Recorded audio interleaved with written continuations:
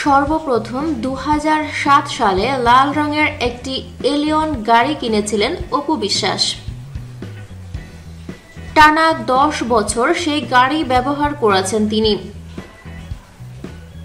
অবশেষে F premium মডেলের একটি নতুন গাড়ি কিনলেন অপু। এ প্রসঙ্গে অপু বলেন, গাড়িটি 2017 সালে নতুন মডেলের।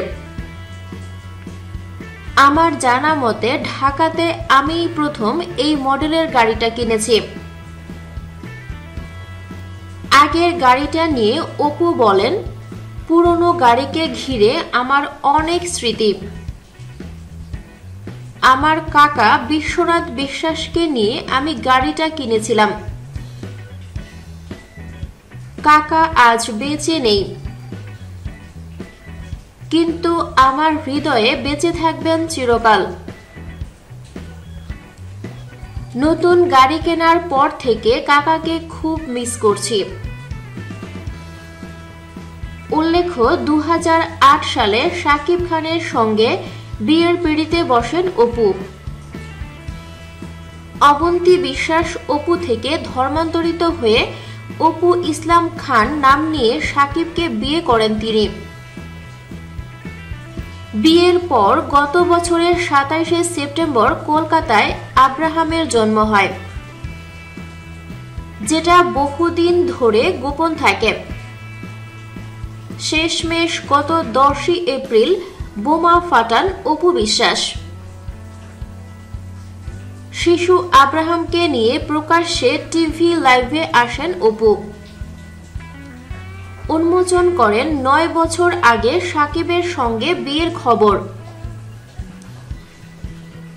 উল্লেখ্য, বাংলাদেশি চলচ্চিত্র অভিনেত্রী অপু 2005 সালে আমজাদ হোসেনের কাল সকালে ছবির মাধ্যমে চলচ্চিত্র পদার্পণ করেন।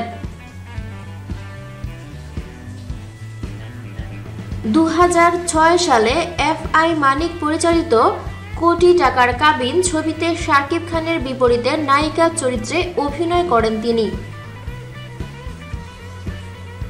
চলচ্চিত্রের ক্যারিয়ারে বেশিরভাগ ছবিতে শাকিব খানের বিপরীতে অভিনয় করেছেন অপু।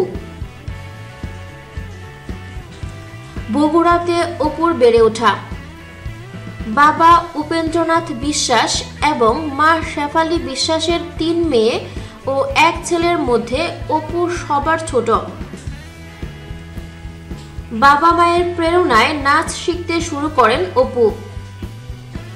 হাতে খড়ি বুলবুল ললিতকলা একাডেমিতে, তারপর শিল্পকলা একাডেমি এবং সবশেষ নৃত্যাঞ্চল।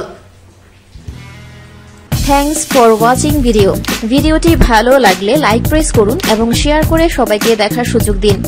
পরবর্তী আপলোড পেতে চ্যানেলটি সাবস্ক্রাইব করে আমাদের সাথে থাকুন। ধন্যবাদ।